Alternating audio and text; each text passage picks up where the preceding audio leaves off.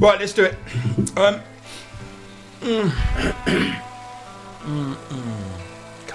Shall we? Yeah. Right. I've got nothing to say. I promised, right, myself, that I would not do another show about drugs. But then I found someone who I really needed to talk to. And I don't know him, but I do know that he has been through heroin. He has come out the other side, but that journey through to that other side was pretty colourful. Steve, welcome. Thank you. You and I have not met. No. Right, but we kind of know who we are. Yeah. But we'll talk about your partner at the end, just in case, okay. so we know that. Right, can I ask you a question? Go on in. What age did you first start thinking or getting involved in drugs? What age? So, my first meeting with drugs would have been about 13. Okay, and what was it? Cannabis and drink. I kind of lived on the edge of a council estate. Mm-hmm. I had some friends and their sisters and brothers all sold cannabis, and Right. we would drink. And I got to that point where I'd always felt uncomfortable leading up to that. Mm-hmm. I don't know whether addiction is about nature or nurture. I don't really know, but I know that I always felt uncomfortable. Right. I was always full of fear going. I was popular, but full of fear at the same time. And then I found this wonderful thing that seemed to take away the way I felt. Alcohol more than cannabis. The cannabis thing was more about me trying to be cool, if I'm honest. Right. But I did it every day for many, many years. Right. The alcohol took away that fear, kind of gave me a bit of bullshit and bravado. Yeah, bravery. Yeah. Steel balls of alcohol. Right, here's a question from the beginning. Is cannabis a gateway drug? I love government bullshit. I really do. See, I have a belief on this that yes, it is. However, people are going to use it anyway. Yep. So my personal belief, and a lot of people don't go along with what I say on this, that it should be decriminalising all of it. Yep. Just bring it out in the open. It's not a secret. It's happening anyway. Just the money's being funneled to the wrong people. Yep. If you bring it out in the open, let the government get the money off of it, get all the taxes off of it, all that money could go back into rehabilitation, into suicide awareness, into mental health issues, and everything could get funneled back. That's my personal opinion on that. But everyone's like, oh, but you'd have this, that and the other. When I was dealing, I was thinking back then, and I was 20. I was thinking, if we had a supplier who was government taxed, right, all their supply had to be perfect, right? None of the Ajax in your coat, none of the ground glass, all of that shit. None of these kids driving Range Rovers, dealing. I'm not entirely blameless with that. but it's like when you're in that situation and you're dealing, if it was all done like cigarettes, but like soon it came out today and said anyone born before 2000, after 2009, it will be illegal for them to smoke or something now. So if they're going there on cigarettes, it's not going to happen, is it? No, it's not a vote winner, is it, I suppose? I mean, I don't know much about politics, but I know that anyone who turned around and decriminalised heroin is probably not going to have a political career for very long. No, but what the shame of that is, it would be a brilliant move, because instead of the Mexican cartels and the Colombian, drug lords and all of that getting the end result of all this money, right? The government would. All of a sudden, England isn't quite as broke as it is now, and it can go back to the government are paying for the the rehabs and stuff anyway. Yeah, I mean, as you know, I work for an organisation called Druglink. They keep so to have someone living in my house who's still using is a lot of money. Yeah, and it's good. I'm glad that they get this stability. We get to take them off the streets, because that 20 years ago when I got clean, that didn't exist. You didn't get support workers and stuff like that. There was people about who were helping, but not anywhere near to the scale there is now. So things are getting better, but it costs an absolute fortune. Well, yeah, I mean, they have to be, everything has to be provided. Now, you do that as a government leader, what's going to happen is the country's going to go, why should all these people have all of that? They're just junkies, right? Why should we help them? And it's like, because you're a human being, because there should be some empathy involved in that. But incidentally, you're already paying for it. But legalisation will then just flag it up. Yeah. Right, listen, we've gone way off topic. We've gone down a rabbit hole. Right, I want to go back to that council estate. Go on, yeah. So you're drinking because there's anxiety involved in your yes. life. So when did heroin rear its head? My journey was through to ecstasy, going out, taking pills, going to clubs and all that kind of stuff. Yep. And what I would get from that is, I'd go out on a Thursday or a Friday with all the best intentions in the world. I'm just going to spend what I've got in my pocket. I'm going to have a couple of pills. I'm going to have a decent night. Mm. Then I'd come to Sunday or Monday, and by Tuesday, week in, week out, I'd want to kill myself. Because you can't get that high and come down that far. A bit. And so what happened for me was I'd caused so much chaos. I was like 18 at the time. I got kicked out of my house. So I moved in with this woman in Haringey. A friend of mine came round and had some heroin. Tried it. Took away all of that.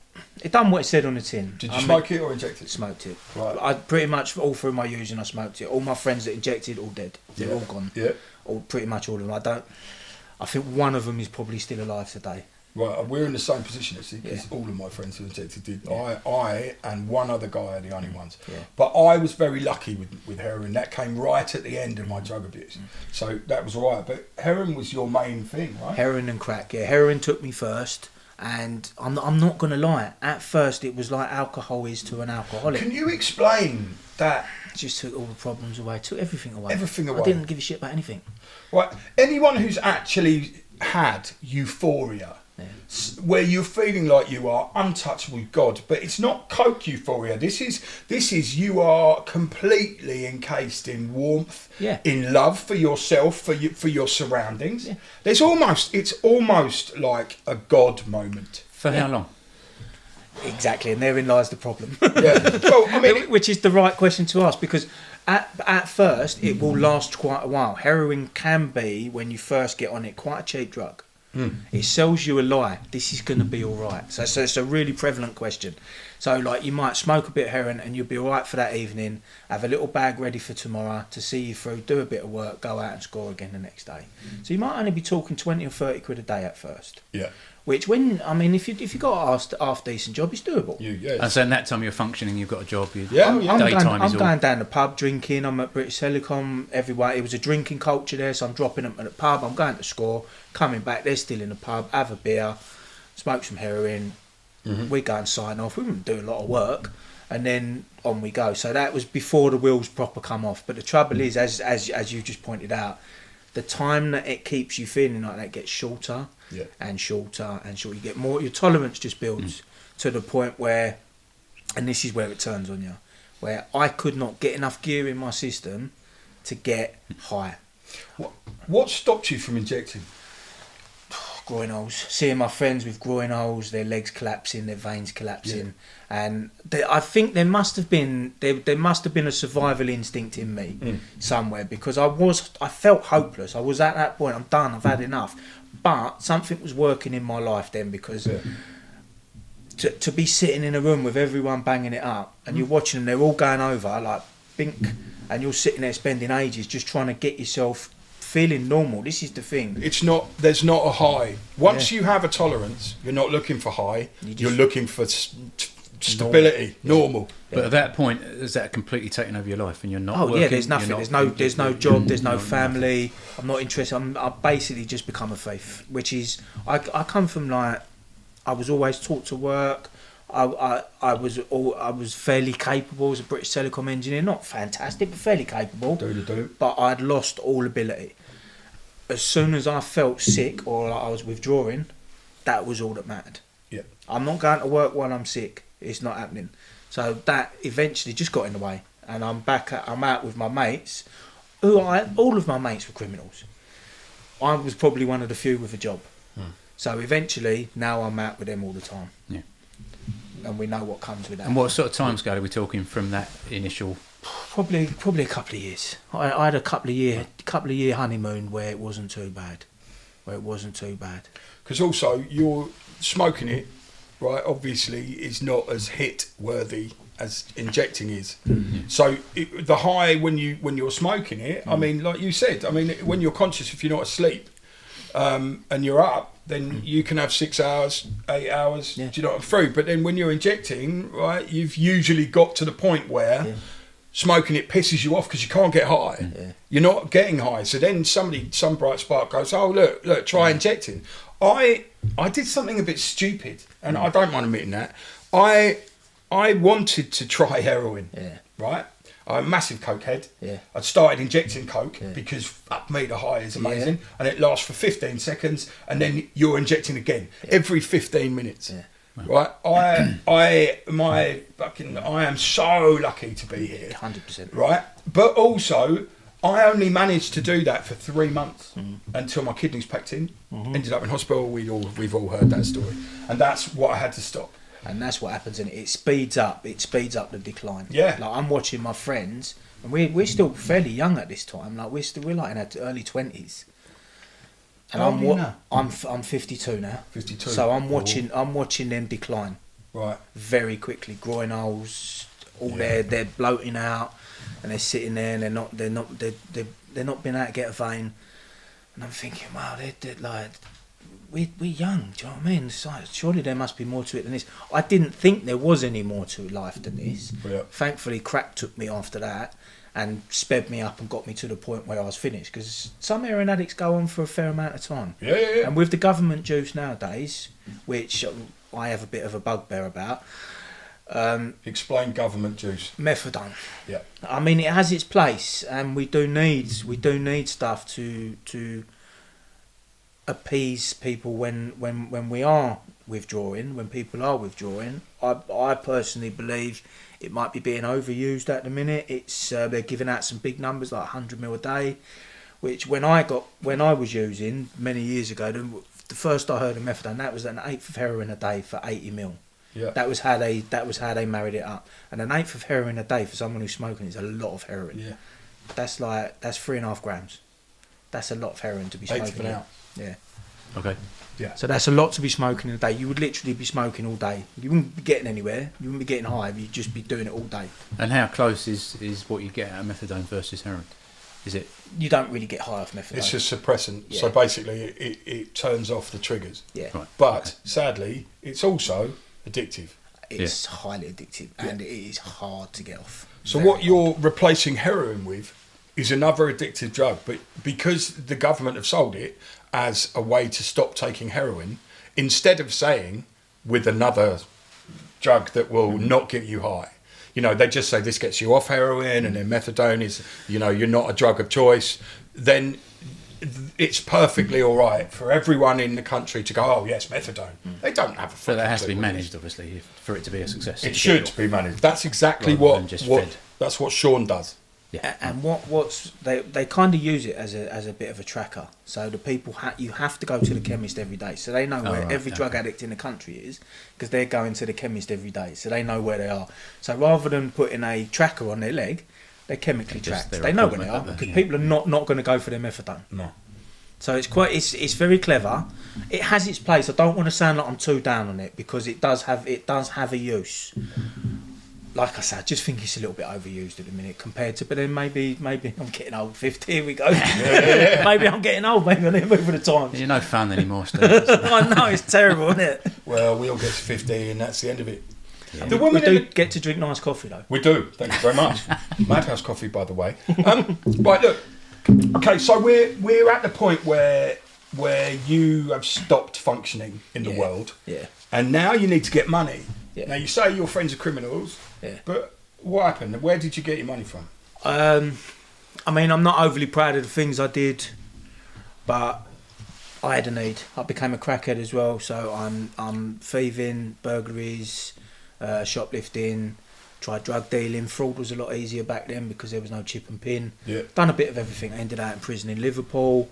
I've been all over the place. I've been a drug mule before. I've done all the bits and pieces. Whatever the next opportunity came up was like, I'm fucked anyway. I'm going to prison. I'm done anyway. So I might as well just take the next. Carry on, yeah. Yeah, it didn't really matter. And if I'm honest, however scared of prison I was, because I'm only a little fella. I'm not a fighter. No. I had to live on my wits. Do you know what I mean? How long were you in? My longest I got 2.5 years. I got about 10 years all up, but they put it all concurrent. I got 2.5 years, and I ended out in High Point. But I did all right in there. I didn't hardly use drugs that much in prison. I got a habit back a couple of times in Pentonville. But three hot meals a day, where they moved it down to 2 in the end, and a bed and a bit of stability. Yeah. For me, showed me, and I come out of one sense fit as a fiddle. I was in the gym nearly every day. I took one addiction and moved it into another, and a healthier one, by the way. And I come out of there fit as anything. But what I hadn't done is I hadn't worked on my mind, because all I'm thinking is, right, that first pipe is going to be amazing. Awesome, So it was a good place. Prison was a good environment. It saved my life. I'm never going to knock prison. Okay.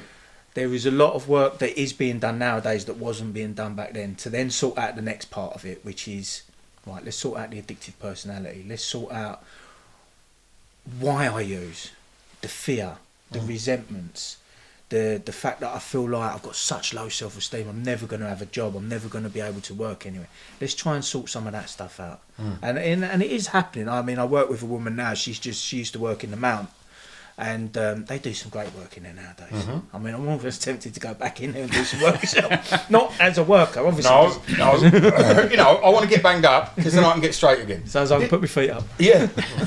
Read a book. It's funny, we were talking about it earlier, weren't we? 3 squares and a sleep, or 2. Technically, I still owe Liverpool prison 3 months, so... Well, don't say that too many times, son. Listen, sorry, you've got to let me back in. I owe you some time. I'm due a holiday. There's a lot of people who take on, there's a lot of true crime and stuff on television, and all these ex-hard men are telling you about the fights and the struggles in prison. What they don't tell you, right, is nowadays there is a lot of strength by boundaries, rules being set, things being put in place. And I mean, I was only ever on remand, and of course I was innocent, because we all are. And actually was. It cost the government $6,500 for wrongful imprisonment, wrongful arrest. One of the screws fucked me up on the first day I was there, because one of my compatriots paid him to do it, so that was nice. But then coming out now, I talked to Perry. Do you know Perry from Perry Signs in Hertford? I don't know. I've seen the car about though. Yeah. I've never met him. He basically, we'd done a show with him. He came on. He's very honest about the whole thing. He'd done a whole blag. I mean, he had millions, and went through, and then just kept his head down. And they let him work in the painters and decorators bit, and then he got it, and he come out of there, man. He's a great guy. He was a great guy before he went in, but now he's straight up. He talks about it, and he goes back to the prison to teach some sign writing and all that. And now there's opportunities as well. If you're a kid now, well, everyone goes, well, you go to prison, you learn how to be a better criminal. Yes, sadly, sometimes you do. But there's also a lot of good that can come from it now, which wasn't there in our day. There's a lot of good now. I know, like the fellowship meetings, Cocaine Anonymous and that, they've all got meetings in there. Every prison has a rehab wing. They do all kinds of courses, and the working side of it, which is very important, because not everyone wants to get clean and go into a fellowship. That's my thing. But it's not everybody's thing. Well, Laura will tell you, I didn't do 12 steps and all of that. I had to do it on my own, because I'm a stubborn prick. But everyone's different. We all, and this is what I'm learning with the work that I'm doing at the minute, that everyone moves at their own thing, and what's right for me might not be right for you or you. But that doesn't mean that yours is wrong and mine's right. No, acceptance is important. 100%, yeah. Acceptance and a willingness to keep an open mind. Like when so if my solution stops working for me, then I come to you and say, right, what's your solution? How did you go? Because if I stick with that stubborn bullshit like that we're taught when we're young, which is, don't ask questions, you should fucking know that. You know, like when your old man used to give you a slap, say, don't stop asking stupid questions. All that kind of stuff. Now that sort of, without me really knowing it, I think that played throughout my life. You know what I mean? I'll show you, don't cry, all that kind of stuff, all the bullshit about having feelings. And the one good thing about heroin and crack is it will take your feelings away. You do not have feelings. You just shut off completely. I would like to say at this point, because my father watches all of these, I never had any of that from him, so I was very lucky. But he was a clergyman, he was a nice man, so I got away with that. But I still ended up being a fucking toe rag, so that's the end of that. If you are at the point where you need money and there's nothing else, and you're looking at robbing and stealing, how does that come about?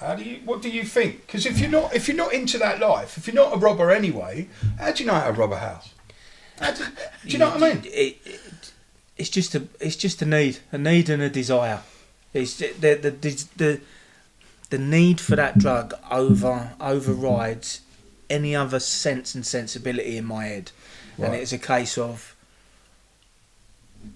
I don't want to be sick so much that I'm willing to do whatever it takes. And the trouble is, whatever it takes does get more and more dangerous because every time I cross a barrier, I'll never be a burglar.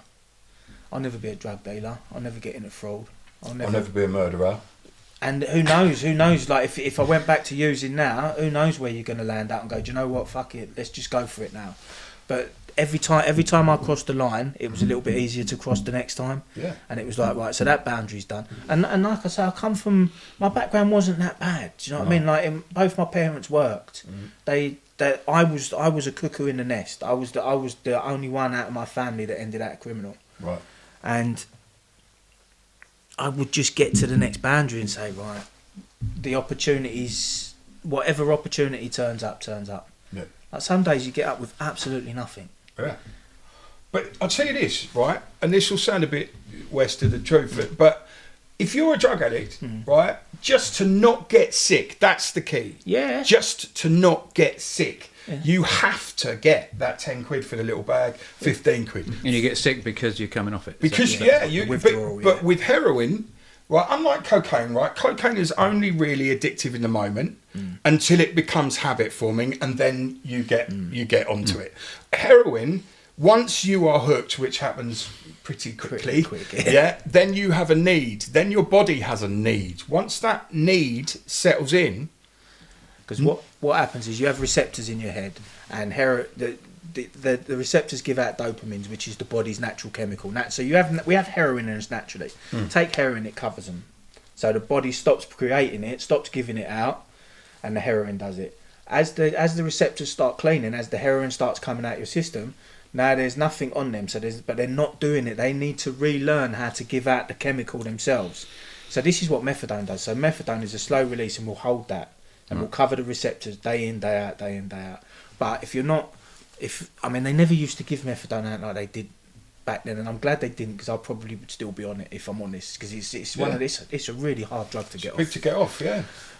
So it's hard to explain heroin, Cluck, isn't it? It's like to explain to someone who's not been through one. Skin crawling, paranoia, stomach churning. The pit of despair, like crying, sorry to be crude, but diarrhea, throwing up, I was going to say all the bits and pieces, and if you leave it too long, you're going to be so weak, you're not going to be out of it's just going to be horrendous. Also, I mean, people talk about kicking, right, and everyone has a story about screwing the doors shut. Yeah. All of that, and putting yourself in that fucking train spotting. He did it right. Like, he had cans of soup and stuff in there, screw at the door. I'll tell you this now. You get to the stage where you're going to get so weak you can't get out. You will break anything. You will get out. Because you have to. Now, this isn't rational. This is not rational behaviour. No. This is what you become. You become a heroin monster, which basically means that you will go and rob your grandmother, your mother, your dad, your sister, your whoever the fuck, it doesn't matter. You will get that drug, however. So then when your family's gone, right, and shut you out. Which thankfully mine did pretty quick. Right. And that was the best thing they could have ever done. Because they've insulated themselves against you. And they had to. And I'm so glad at the time I wasn't glad. No. Because I want money sent in prison. But now it's like they made me stand on my own 2 feet. They made me realise, right, this is your responsibility. Do you have a relationship with your family? No, they're gone now, bless them. And the ones that are still alive, there's not a massive amount of forgiveness. They don't understand that life. No. And after a certain amount of time, I just kind of give up trying to fix it, if I'm honest. Yeah. Did you do 12 steps? Yes. Right. So at some point you had to confront that. Yeah, there's the 8th and 9th step, which is making amends. My dad gave me an opportunity to make amends to him before he died. I didn't know he was dying. Okay. We met up in central London a couple of times, and it was quite beautiful actually, because we never got on. We never got on when we was young. Right. When I was young, he was quite a tough man. He was a good man. He worked and he put food on the table, but he was quite tough. I think he had his own demons, so I don't want to knock him too harshly. Oh. But we met. I remember we were standing over by the Thames, over the South Bank, and we just had some food. And he said something to me he'd never said before, which is, I wish I'd done things a little bit better. And that was not his normal thing. So that was his way of giving me that forgiveness. Yeah. I didn't know he was dying. It turns out he was dying of industrial cancer from asbestosis. Yeah. So, but he gave me that gift just to free me up to say, do you know what? I get it. That's beautiful as well, because you don't have to live with that regret. No. You've made peace. That's fucking so important. And that was big of him to do that. Oh, it's because massive. I put them through. Put them through the ringer. Imagine that. I mean, I don't have kids. No. But I can't imagine what it must be like to have the people that you've brought up from like tiny little tots to all of a sudden they're like having a gremlin living in your house. Yeah. Yeah. Don't get him wet. Yeah.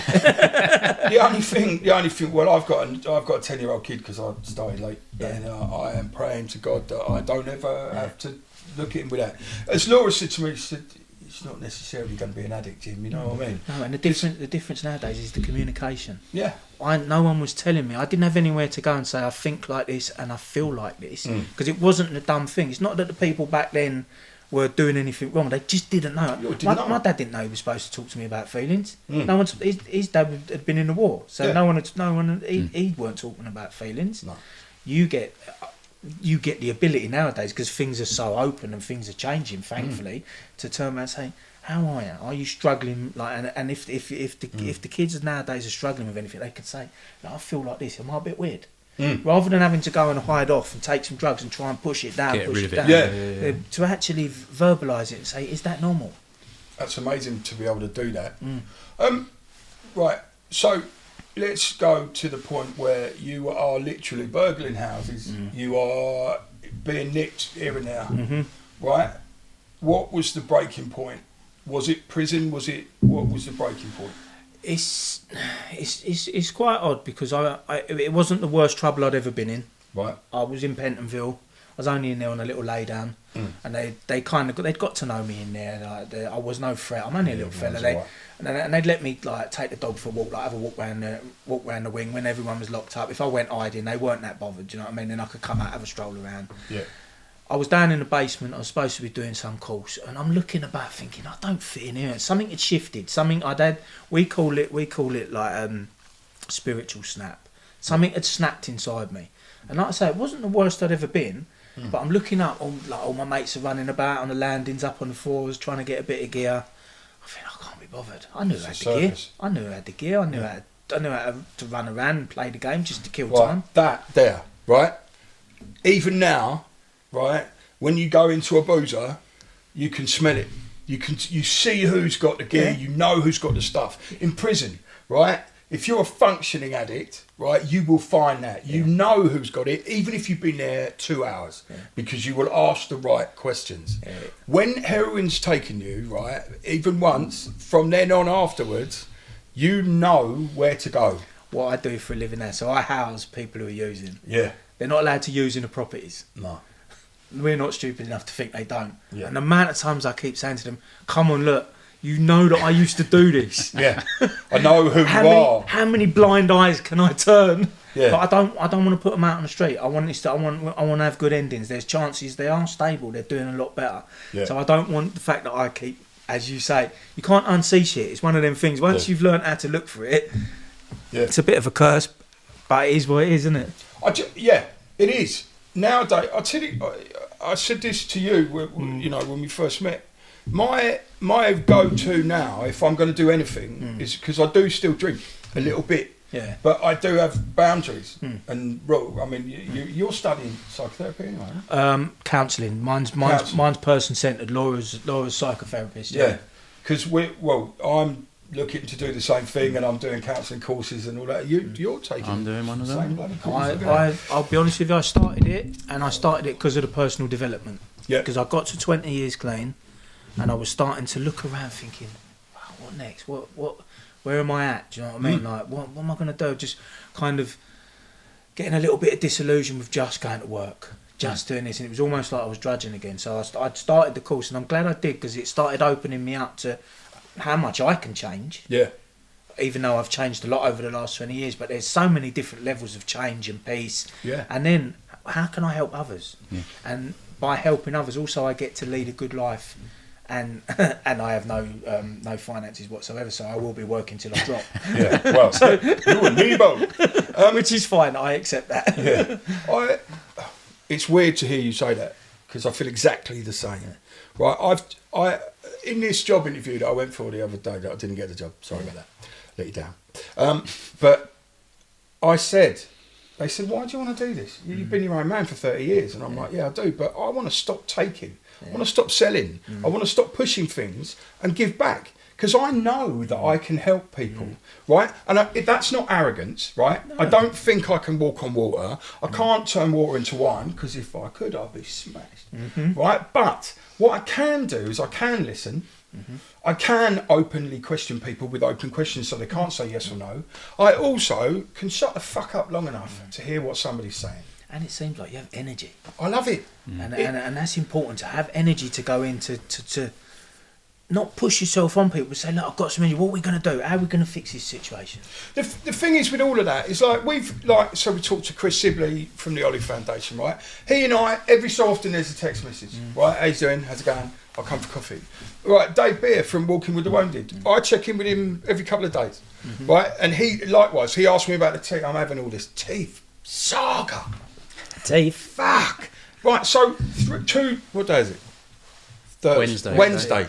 Right, so yesterday I was in hospital for 5 hours having some woman jump up and down on my chest with fucking needles, getting teeth out of my face, right, because they're replacing them. And it's a guy's hospital, and it's NHS, but they are all learning how to do it. Okay. So they're murderers and butchers, all of them. But actually, I have to say thank you to Floor 22 Guys Hospital, because without you guys, I would still have broken teeth and messed up face. I am only joking. So, what I wanted to say was, the snapping point, like spiritual snapping point, right? It's almost like I've gone the other way, and it sounds like you have too. So you get to a certain thing and you say that my life's a bit pointless. Not in a desperate way, but I really want to give back something. Yeah.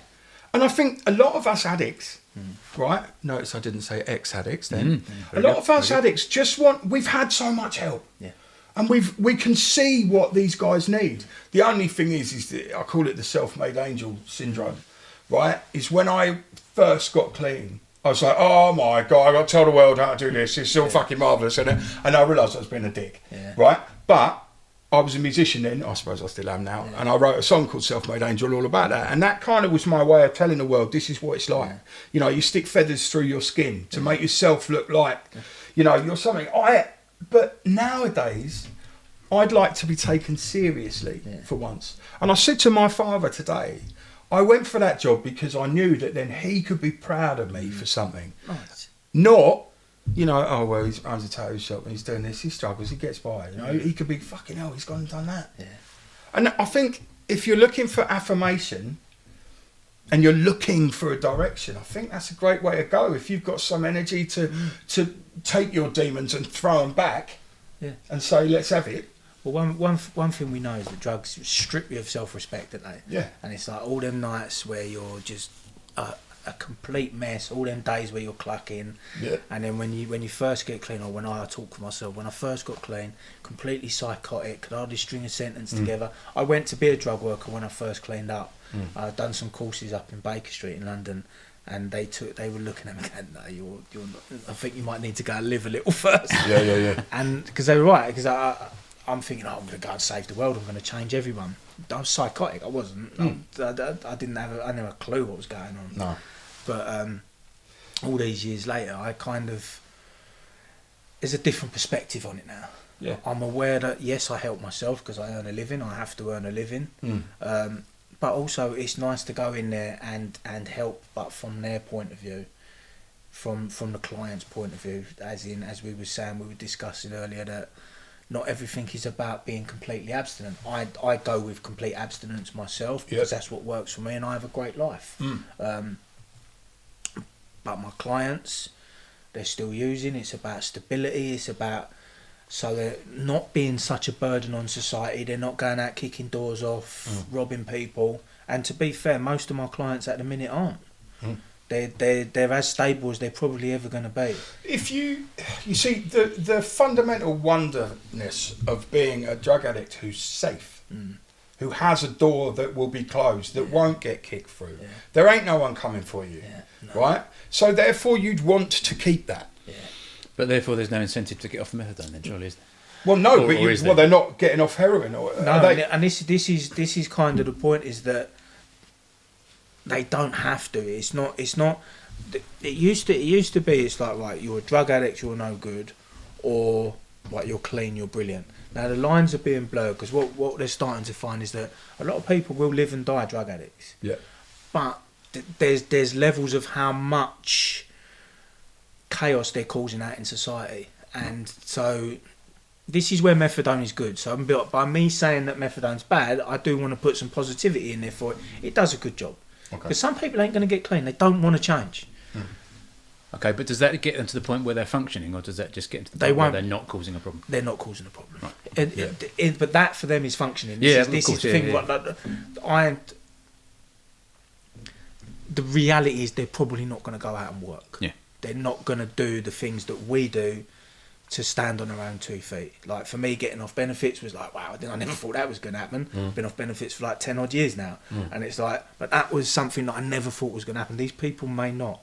So they are given quite a lot of benefits, which, as we spoke about earlier, and I look at it sometimes and think, wow, they have more disposable cash than I do. And they do.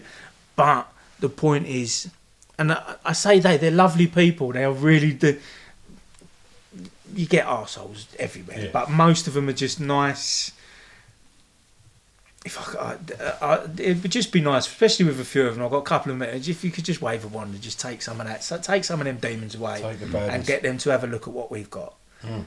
Clean and sober, a bit nice and free. Because there is a lot to be said for being clean and sober. I bought hook, line and sinker into the gangster lifestyle. You know, I was right enamoured with all that shit. Yeah. Nowadays, it's still, when I look internally, I still go, oh, for God's sake. Yeah. You know, but I mean, a lot of that comes with age. But also, being clean now, I can be a dad. I can be there for my wife and my son. If I wasn't clean, bang, they're gone. Yeah. That's that. Yeah. Right? Also, my white American bulldog is a nutcase. Right? You can relate to that. Oh, I love dogs. I've got a Lily, you've got a Sid. Do you know what I mean? So that's the way that works. I love dogs too. How old's Lily? She's 9 now. Right. She's getting on there a bit. She's getting a bit lumpy in her old age, bless her. But she's still nuts, which is beautiful. Yeah.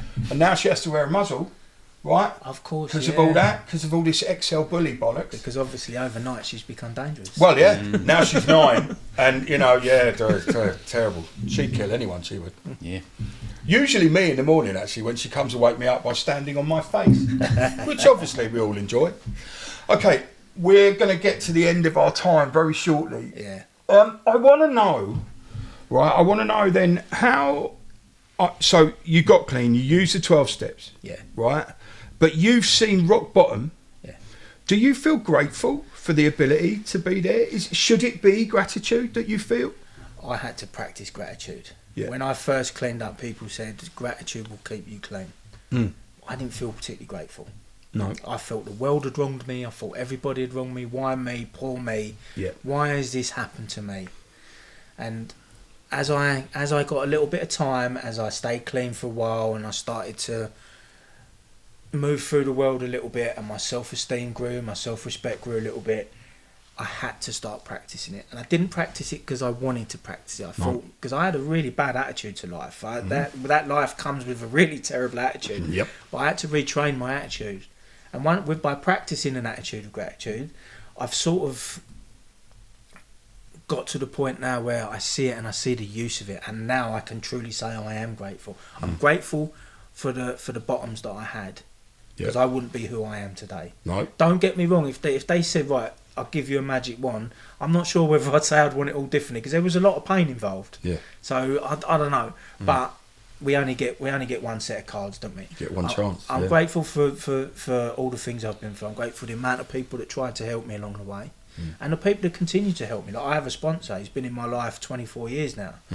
That man knows everything about me, and he will say himself, he's just a drunk himself. Yep. But he happens to be 24 years sober. Right. The gratitude is the connections I have with human beings nowadays. I couldn't fathom that when I was even before I got on the gear. I never learnt that as a youngster, how to have these deep connections. There's a lot of traits that addicts have.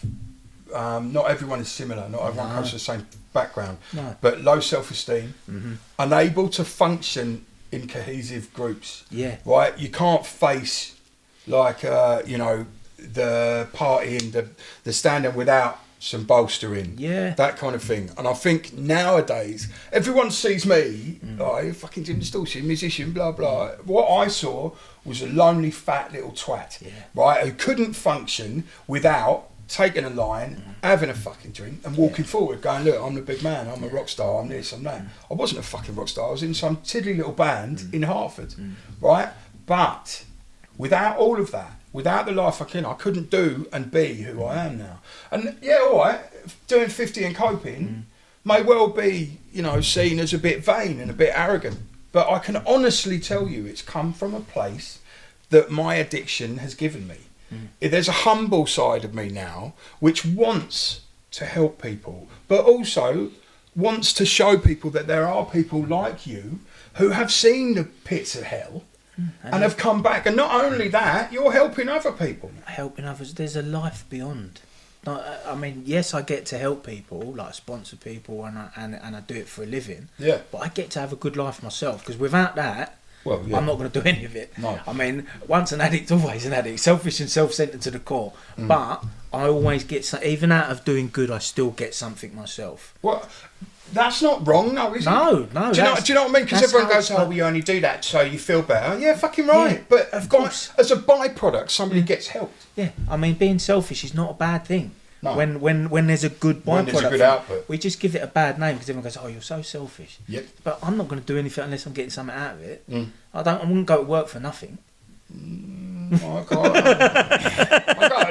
to work for nothing quite often, but I mean that's my choice. Like. Yes. Yeah. I don't know if is it all right to mention who your partner is? Yeah, of course you can. Right. This, ladies and gentlemen, Steve, is Laura Drain's partner. Laura, who's part of our family here at 50 and Coping, and also the new show, Master and Student Psychotherapy, that I'm doing with Laura, comes out next week. They are only 20-minute shows, right? But they were going to have their own YouTube channel, but because YouTube are twats, they have decided that you're only allowed 5 minutes per video if you haven't got subscribers. No. Well, luckily we've got some subscribers on this one, so we'll release it through that. So have a look for that, Steve. I can't thank you enough for coming on, man. No, thank you. I think we might have to have you back, right, to do the proper side and looking at how people with addictions are being looked at and looked after, and not necessarily demonised to the point where you must get clean. That's interesting. It's not an idea that I've come across. No, so that's great. So, what charity do you work for? Druglink. Druglink. Yeah. What's your title? What's my title? What's your title? They've given me a title called Senior Practitioner, and I laugh because I don't feel like I deserve a title that says Senior Practitioner. I'm a recovery worker. Yeah, you're a recovery worker. And I like to stay nice and low key. Yeah. I just like doing it. I don't have that feeling. Oh, I'm going to work. I'm thinking, well, I'm going to work. I don't bounce out of bed still. I'm not like, I'm not ridiculous. I'm still going to work. Oh. There's still a Monday morning. Is it still your therapy as well? Does it keep you going? No, in respect of, I kind of keep my personal recovery separate because the 12-step stuff you have to do for free. I help people. You have to. There's a whole bit of it where it's altruistic. This, I'm doing it and I'm earning money. I have to make a living, but also there's still some self-respect in it. There's still some self-esteem. I've got a couple of people we're moving towards detox at the minute. Laura's charity, the Phoenix, is hopefully going to pay for their detox, and then we're getting them to move. One of them to move on to Yelder. Man, these people are like at death's door. So hardcore. So and I'm only one small cog in that, but it's nice to be a small cog in that, and that's why I do it. Because we're pulling loads of us pull together and see if we can get these people out before they end that life. Your charity, does it have an online presence? Can people have a look at what they do? Yeah. Right, we'll put the website and the doobly-doo underneath. Fantastic. We've got to end. I'm really sorry. No, thank you very much. It's been amazing. Right, 50 and Coping, as always, is always trying to find ways to help. And I'll tell you this now: if ever there was a message from anything we do, right? Steve hitting rock bottom, me being an addict and being a dick, and, you know, finding ourselves in situations where we're not fucking functioning. We're both here to tell you now that there is hope. There is a way forward. And if you have someone you know who is an addict or anything, there is help out there a lot more than there was. So look, if we can help, message us. We can put you in touch with some people who, if you want advice, suicide or addiction or anything, just reach out to somebody, yeah? Because we're always saying that we should build a community. Yeah. Maybe we'll look at that. The other thing is, we've been promising you about reading messages. So what we're going to do is stop lying to you, saying we're going to read the messages. We're actually going to do a show next week. You'll see it in a month or so, with all the messages that we've had, all the people and all the comments. If you like coffee... Coffee is fantastic. It is very nice coffee. Madhouse Coffee... what is it? madhousecoffee.uk. Go and have a look at that. We'll see you next time.